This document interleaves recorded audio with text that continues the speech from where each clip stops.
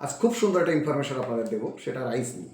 এখন ডক্টর বা যারা নিউট্রিশনিস্ট তারা বলছে যে ব্রাউন রাইস খেতে। আমি তার কাছাকাছি একটা চালের খোঁজ আপনাদের দেবো। এই চালটার নাম বাজারে বিক্রি হচ্ছে, আমি দেখানোর চেষ্টা করছি আপনাদের।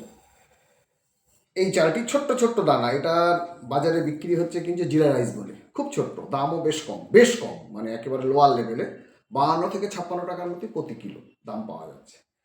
এই চালটার মজা হচ্ছে, দেখুন এটা কিন্তু মেশিন পালিশ নয়, যেটা খোসা ছাড়ানোর পরে যেভাবে আছে ঠিক এইভাবেই আছে কালার, এবং এ দেখলেই আপনারা বুঝতে পারবেন। ফাইবারও যথেষ্ট ভালো, যদিও এর সঙ্গে আমার কোনো ব্যবসায়িক সম্পর্ক নেই।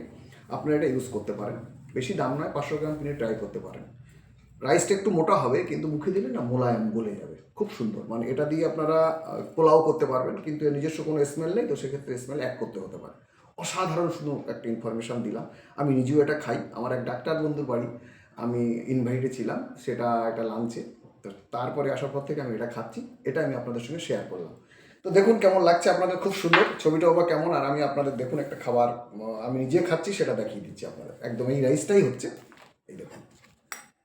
একটু মোটা হচ্ছে, কিন্তু মুখে দিলে একদম মোলায়েম। আমি দায়িত্ব নিয়ে বলছি, কোনো সমস্যা কিচ্ছু নেই, অসাধারণ সুন্দর। ঠিক আছে, ডাল আর বেগুন ভর্তা দিয়ে এই হচ্ছে আমার রাইস এবং খাবার, আর এই হচ্ছে বেগুন ভর্তা। খুব সুন্দর একটা রেসিপি আপনাদের জন্য থাকলো, খুব সুন্দর। মানে এটা আপনারা ভাবতেই পারবেন কত সুন্দর, একদম মোলায়েম মোটা, খুব সুন্দর। ট্রাই করুন, এটা আমার একটা রেকমেন্ডেশন থাকছে আপনাদের জন্য। দেখুন কেমন লাগছে।